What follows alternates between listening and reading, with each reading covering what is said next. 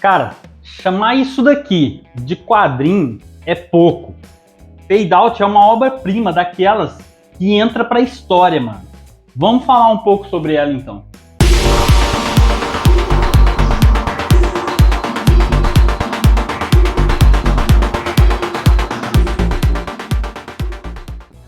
Fala, novatos e novatas nerds, tudo bem com vocês?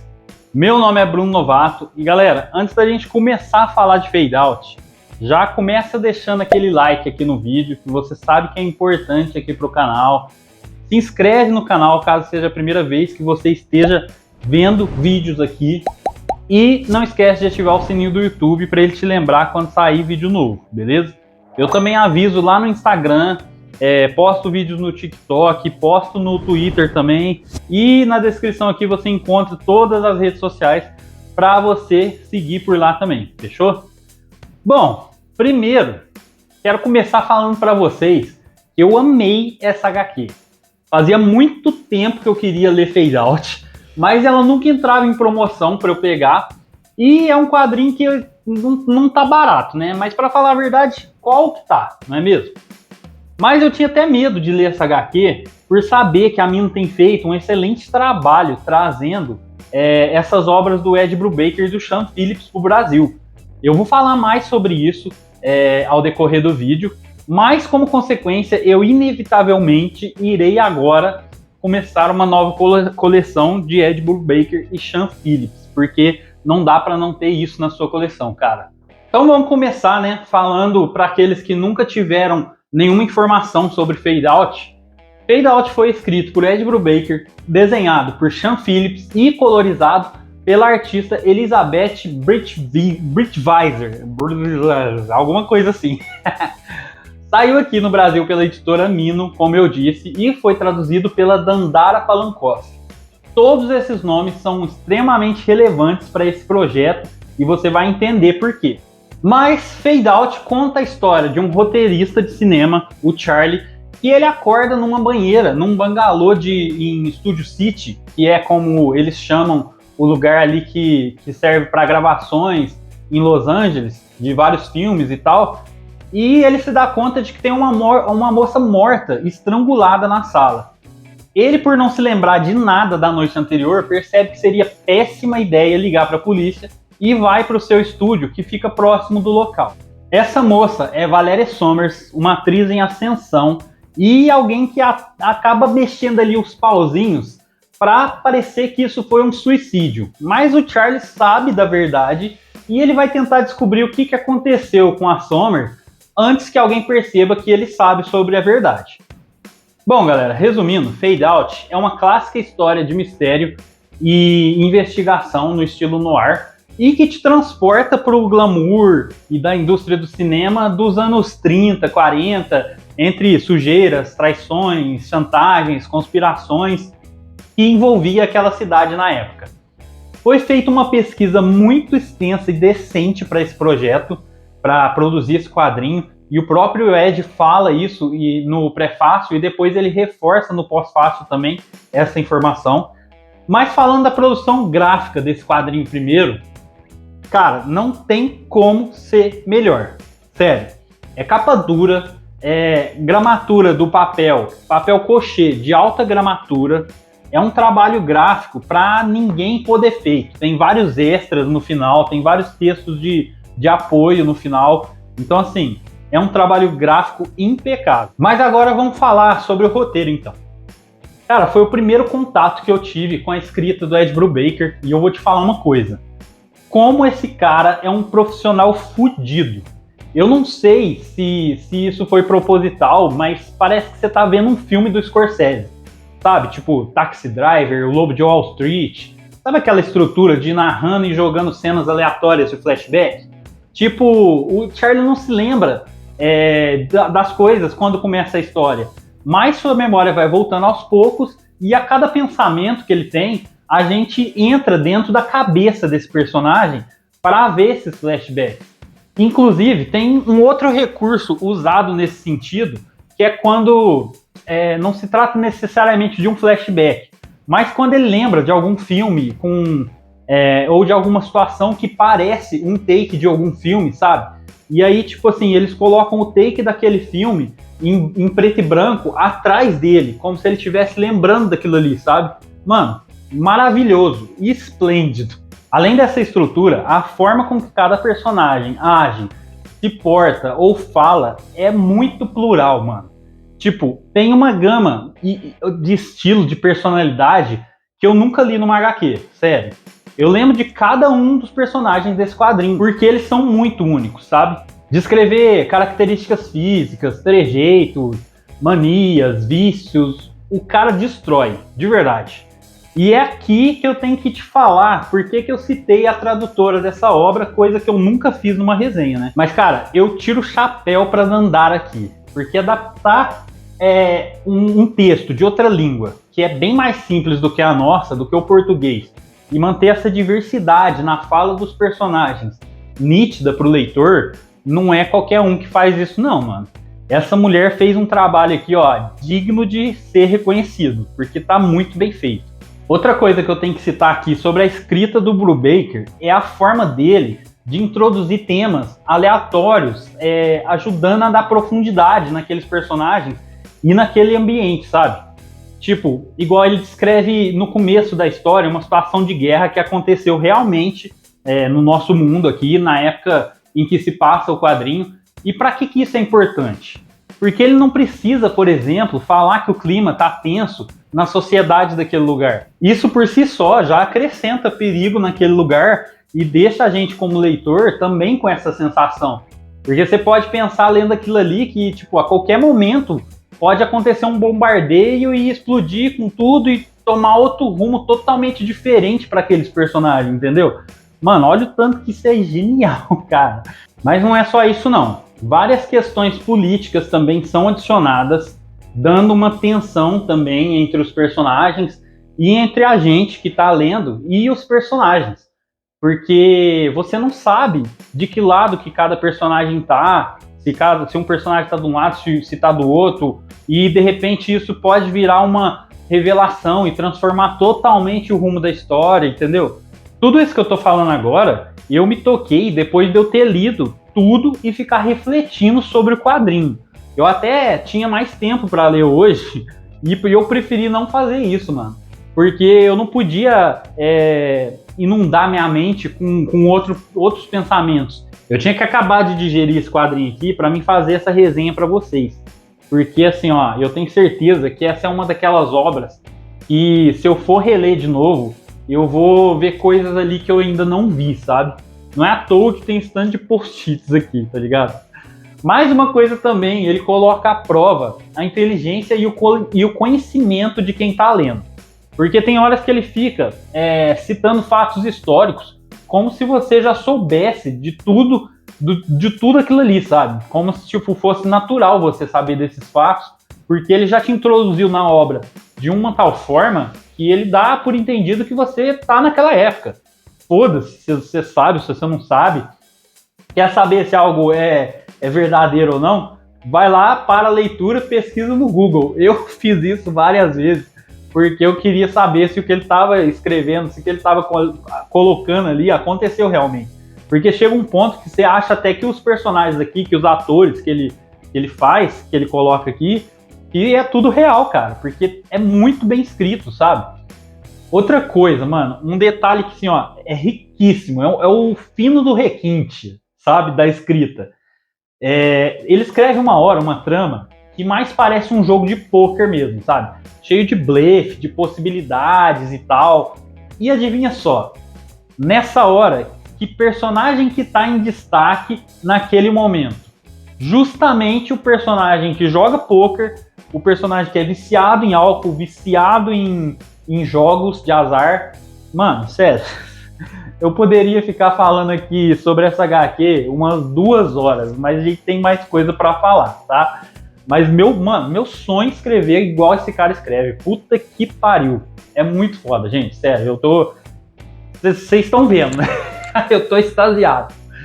Mas ele te ensina muita coisa também, sabe? Tipo, tem uma fala, literalmente, que um personagem pergunta pro outro se ele conhece o primeiro filme que foi lançado em cinema. Ou tipo assim, que as pessoas tiveram que pagar pra assistir. E, mano, quem que sabe isso? Eu não sei disso. A não sei quem estuda cinema sabe disso. Eu adoro cinema, curto demais ver filme, curto demais saber sobre. Conheço vários diretores, vários atores, várias obras cinematográficas e tal, mas tem coisa que eu não vou atrás. Pô, saber o primeiro filme que foi lançado, que alguém pagou pra ver, mano, o cara se puxou, de verdade. Outra coisa, tem coisas que, tipo assim, acontece lá no começo do quadrinho e que lá no meio ele vai te explicar de um jeito, assim, ó, muito fluido, sabe? Tipo, umas situações engraçadas ou umas situações, sei lá, estranhas que não tem explicação na hora, mas tudo bem, você tá ali lendo sobre outras coisas e a situação acontece na correria mesmo ali da leitura. E aí lá na frente ele te fala, você fala, puta, mano, é verdade, ele não tinha falado sobre isso, sabe? Mas, cara, muito bem feito. Mas teve uma coisa que me incomodou e que muitas editoras fazem, mas assim, ó, é o extremo do preciosismo, tá? Não me leva a sério, não. Mas, cara, a Mino não coloca a numeração das páginas embaixo. Olha aqui. Não tem numeração nenhuma as páginas.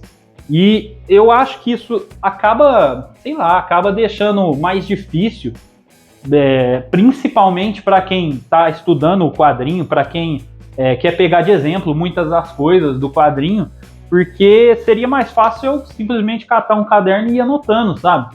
Mas não, tem que ficar colando esse monte de post-its aqui nas folhas.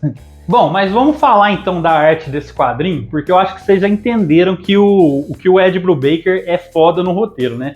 E no roteiro aqui não tem reclamação, que o bagulho é lindo, extraordinário. Bom, a arte do Sean Phillips aqui nessa HQ, eu diria que ela é boa, só boa. Não é extraordinária em questão de traço, porque assim, cara, ele faz um traço bem solto mesmo, sabe? É claro assim que não é um sketch, não chega a ser só um sketch. Ele tem uma arte final, sim, só que essa arte final é bem solta. Inclusive, ele fala que esse foi o primeiro que ele fez todo em arte digital. O primeiro, assim, acho que os primeiros que ele fez tá incluído o fade out, sabe? Então, assim, parece que algumas horas que ele fez pra acabar rápido mesmo e tá tudo bem, sabe? Mas, mano, não tira o brilhantismo do cara de forma nenhuma. Ele fala que ele se baseia muito em fotos, né, que ele faz de si mesmo para desenhar, e ele se baseou também em muitas fotos que a equipe coletou fazendo a pesquisa sobre ambientação, sobre essas coisas da época e sobre os lugares que realmente existiam, porque ele põe muitos lugares aqui nos desenhos que realmente existiram, sabe? Não só no desenho, né, como no texto também falado. O Ed Brubaker escreveu tudo isso também no texto. Uma outra coisa que eu achei foda, que é o equilíbrio de preto que ele tem em cada página que ele faz. No fim do quadrinho tem até uns extras que dá pra ver a arte dele só em preto, porque não foi ele que coloriu, obviamente, igual eu falei. Só que então dá pra você ver algumas páginas finalizadas só no preto, sabe? Cara, eu acho que não perderia em quase nada. Eu ia falar em absolutamente, mas não perderia em quase nada se esse quadrinho tivesse sido preto e branco. Porque a arte dele é muito bem feito, preto e o branco, velho. É muito perfeito, sabe? E ele não usou só preto e branco, ele usa alguns tons de cinza em certos momentos. Porque como ele tá na arte digital, ele diz mesmo no pós-fácil que ele experimentou alguns brushes que tinha que não tinha só preto puro, que tinha um cinza também no final, sabe? Em relação a desenho gestual, as características físicas, de diferenciação mesmo de cada pessoa, magnífico, não tem do que reclamar. Tem também alguns personagens que ele tem que desenhar a pessoa quando ela era criança. E quem sabe desenhar sabe assim que não é fácil desenhar criança não, gente. Vocês acham que é fácil desenhar? Não é não. É muito mais difícil do que desenhar gente mais velha. Porque criança não tem marcas de expressão nenhuma, sabe? Então, assim, não dá pra você exagerar em nada. É tudo extremamente delicado, sabe? O nariz é pequeno assim, não tem um contorno definido. Vixe, tem toda uma arquitetura do rosto, toda uma anatomia que é muito específica de criança e é muito difícil de você dar personalidade quando você vai fazer o mesmo personagem criança. Mas ele faz isso extremamente bem. Eu vou mostrar algumas páginas aqui para vocês, ó. Dá uma olhada, tá vendo? O tanto que ele usa o preto, o tanto que ele usa bem, né, o preto. Ó, no começo aqui, ó, o recurso que eu falei para vocês dos filmes, ó. Mano, isso aqui é muito legal, velho. Muito bem feito. Bom, vamos falar então em relação à cor. Uma coisa que eu percebi enquanto eu lia, porque assim, ó, eu tava analisando o quadrinho, eu analiso o quadrinho o tempo todo enquanto eu tô lendo, porque eu tenho que fazer resenha para vocês e também porque eu desenho, porque eu gosto de arte e então eu analiso a arte também. E o tempo todo eu ficava analisando que esse é um quadrinho que ele tem muitas indas e vindas no tempo, sabe? Tipo, ele tá no presente e de repente ele mostra um flashback, só que às vezes é um flashback de uma coisa que aconteceu 5 minutos atrás, ou pode ser de 1 hora atrás. Então tem muitos momentos desse jeito. Só que assim, muitas vezes o texto fazia essas transições de tempo perfeitamente bem. Você consegue entender que tal situação passava antes do que você estava lendo ou depois, entendeu? Mas isso por si só não se sustenta o tempo todo. Eu diria assim, que existem recursos gráficos de narrativa dos quadrinhos que são essenciais quando você quer situar o leitor no tempo, na timeline ali daquela história, entendeu? Se aquilo se trata do presente ou do passado ou do futuro. Às vezes é uma coisa de viagem no tempo, não sei. Então assim, na cor, eu sentia falta dessa identificação visual, sabe? Geralmente são usadas as cores para trazer essa sensação de flashback, para trazer essa sensação de mudança de tempo, não só mudança de clima. Isso também é usado, as cores são usadas para isso também, mas eu não estou falando em questão disso, estou falando de tempo mesmo, de período, sabe? Então assim, isso atrapalha um pouquinho em certas horas. Mas eu tenho que mencionar aqui uma coisa que eu acho que atrapalhou a Elizabeth no trabalho dela. Aliás, uma coisa só não, 2 coisas na verdade. Primeiro, o Sean Phillips confessa que ele mandou uma série de exigências para ela em relação à colorização que ela ia fazer. Como se ela não tivesse, como se ela tivesse, aliás, que seguir um roteiro de como colorir as páginas dele, sabe? De como colorir a arte que ele faz. Eu acho que isso, assim, ó, deixou ela um pouco engessada, sabe? Para poder colorir a arte. E, cara, isso ficou, assim, ó, nítido na obra para mim. Mas pode ser isso e pode ser a segunda coisa também. A segunda coisa, aliás, ou pode ser as duas, na verdade. Porque a segunda coisa foi que a Elizabeth perdeu um assistente de colorização no meio do processo da produção do quadrinho. Um cara morreu mesmo, sabe? Tipo, ela perdeu porque o cara morreu, o amigo dela morreu, o que ajudava ela a colorir. De repente, eu acho que ele fazia a cor base para ela, só para ela poder fazer a colorização por cima depois. Não sei se foi isso, mas enfim, o cara morreu. O cara então assim, ó, o cara trabalhava com ela, morreu, e ela ainda tinha esse lance do Sean Phillips ter engessado ela ali em certos aspectos de colorização. Então, a cor não é perfeita, mas não é, nem de longe, não é ruim, tá? É muito bem feita, tem algumas páginas muito bonitas. Quer ver? Eu vou mostrar para vocês uma página aqui, ó. Dá uma olhada aqui, ó. Tá vendo? Ela faz umas transições de cor mesmo, que são muito bonitas, cara. Tipo nessa página da janela. Então, assim, não perdeu em muito a colorização por conta desses fatores, mas eu acredito que poderia ter sido até melhor, sabe? Eu acho que ela poderia até ter feito um trabalho melhor. Mas eu acho difícil, cara, porque também o Sean Phillips, ele faz um preto muito... Como se trata de uma história no ar, eu acredito que seja por isso que ele tem usado tanto preto, ele usa muito bem o preto e usa muito. Então, assim, fica difícil a cor aparecer também fica difícil ela brilhar mais do que os traços do cara, sabe? Mas, mesmo assim, é igual eu falei para vocês, é bem pontual a colorização e muito bem feito. Bom, finalizando aqui a análise, que eu já tô até suando aqui. E já tá ficando gigantesca essa análise. Se você gosta de cinema, assim como eu, vai parecer que você acabou de ver um filme daqueles dignos de ganhar Oscar. Aliás, melhor. Não é digno de ganhar Oscar, porque tem muito filme que ganha Oscar que não vale a pena você assistir. Só que é um filme foda, sabe?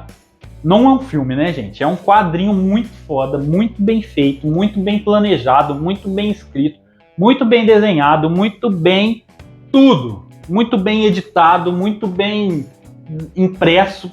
Porra, velho. É ótimo esse quadrinho, entendeu? Ele vale todo o preço que você pagar nesse quadrinho, ele vale. Eu vou falar a verdade. Esse quadrinho vale o preço de capa que ele tá. De verdade, cara. Tá, acho que 209 o preço de capa, 200 e alguma coisa. Mas vale, mano. Que quadrinho excelente, fenomenal, perfeito.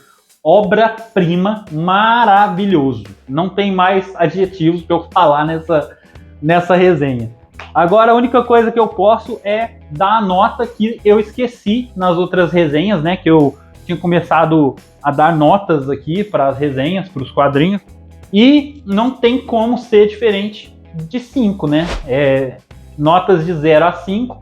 Esse quadrinho é 5, meu filho. Não tem como eu falar menos para essa obra, porque, mano, perfeito, maravilhoso. Te indico demais, você não vai se arrepender de ler isso daqui, tá? A leitura no começo é um pouquinho difícil, mas insiste porque é muito gratificante e é muito da hora você ter isso na sua coleção, de verdade. Fica aí minha indicação, se você quiser comprar Fade Out, o link está aqui na descrição, o link da Amazon, tá? Mas se tiver mais barato em outro lugar, eu vou colocar o link aqui também, porque igual eu falei para vocês, é um quadrinho caro. Mas comprando pela Amazon, se tiver em promoção, você ajuda o canal também e não paga nada mais por isso, fechou? Então é isso, a gente se vê no próximo vídeo, falou? Valeu!